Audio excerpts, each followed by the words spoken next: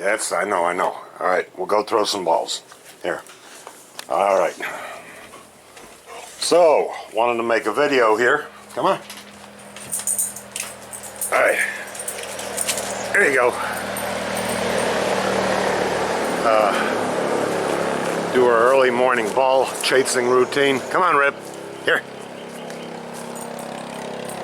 Let's see. There we go.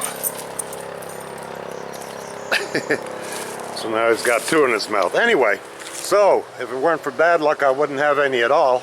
This happened yesterday, and as you can see, my neighbor's tree broke off up there, and that was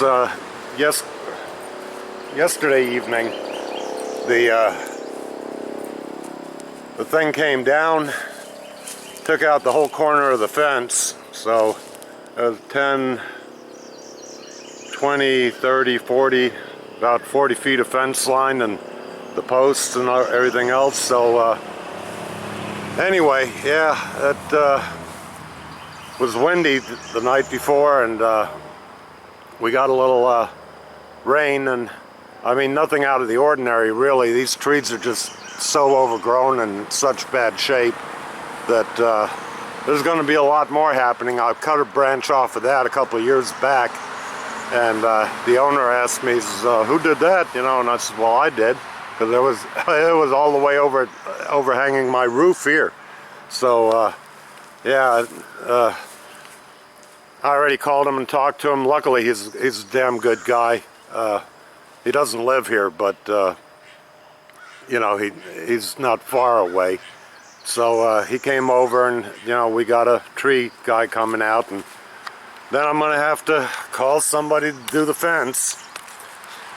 So yeah, by the way, I wanted to let everybody know that, and I didn't know this until now, but since I'm going to the vet next week, I decided to transfer the funds that we had gathered, and it got donated here for the vet bill.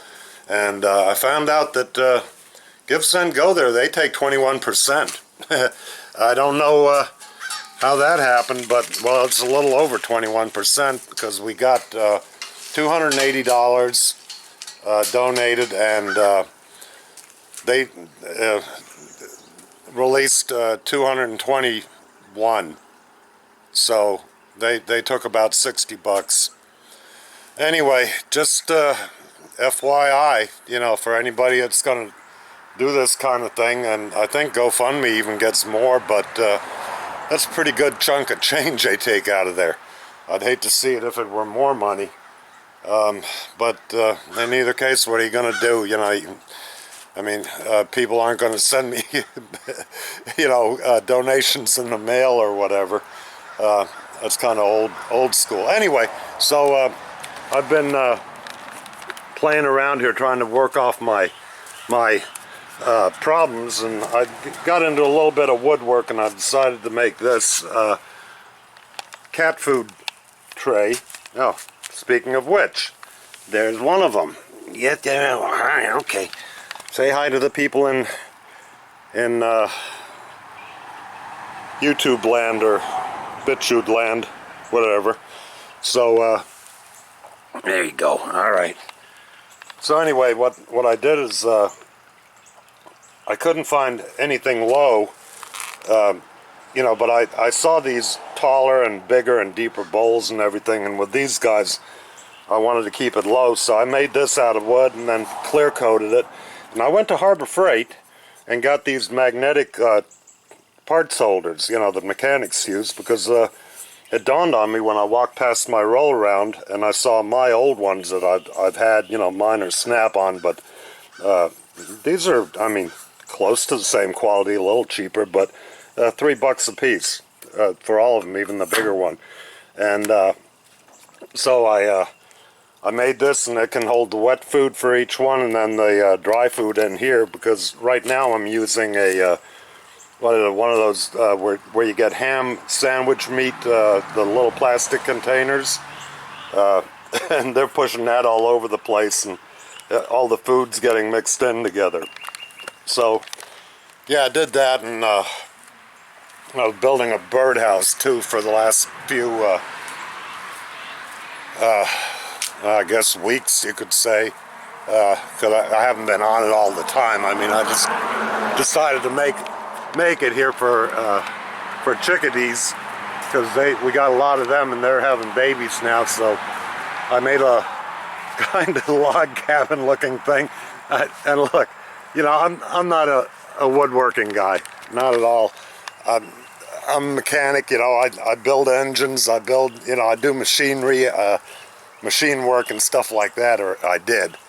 And so that was the first birdhouse I ever built, and you know, or a feeder tray, whatever, which that wasn't too hard. And I left enough room on it so I could raise it up too. Now, here we go. They act like they don't have any water in the the water in the thing, and Ripley's got 2 balls in his mouth. Of course, if I go in there and I want to take them, you want to give me the balls?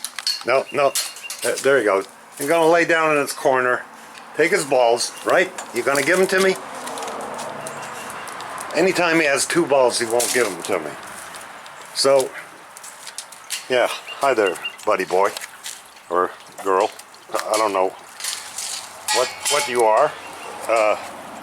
Yeah, they've pretty much trashed that sawgrass plant.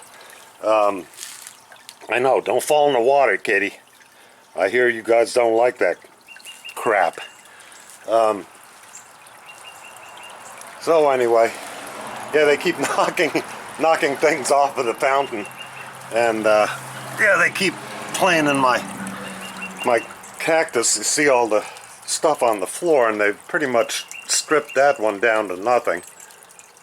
These guys came in the house, man. It would be World War III in there. I mean, it looked like it anyway. So, yeah, I just wanted to do a quick one here on the update of kind of what's going on besides just cats and dogs and vet bills and whatever. So, anyway, I'd break it up a little bit, and you know, hopefully going forward here after the vet, I'll do an update on that. And yeah, I don't even remember. I got a ton of other crap to do too. I still got to hang that ceiling fan out there in the garage, in the shed. That should be fun because that's all metal in there. So, you know, and I'll run an extension cord to it. It's just going to have to be that way. And that way it'll keep cooler for these guys living out there. Because that shed does get hot now. I do have a gable vent on this thing. Alright guys, come on. I'm going to trip on you or step on you. There's a fan behind that gable vent, and there's another gable vent in there at the other end. No fan. And then there's one fan there they're both on a thermostat. So that little fan up there, that doesn't do much. So I got these guys running all over the place here. They're all hyped up because it's still cool out. So yeah, I got that fan. I got it sitting on the porch, and today I got to give Ripley a bath because he hasn't had a bath in 2 months due to that ear surgery he had. He couldn't get one, so he's a little ripe. And then I'll have to spend some time out under the gazebo. We'll have a few beers. And oh, let me mention the beer thing. I was buying some, Bud Light the other day. And I know, you know, I'm going to get comments about that and all that shit. And I'm well aware of what's going on, and I think it's stupid. And as you can tell, I've got a million problems in life. And who Bud Light hires to advertise is not one of them. I don't give a crap. I like the beer. I've been drinking it forever. Screw it. I'm going to keep buying it. I don't care. They can hire. I don't care. I mean, they can hire an eagle. Well, whatever. I mean, look. But somebody said something to me, and you know, you're still drinking Bud Light or whatever, and I'm like, yeah, you know. And this was a store, and I just kept going, and I'm thinking, what the fuck, what's any of your business? And then I remembered, this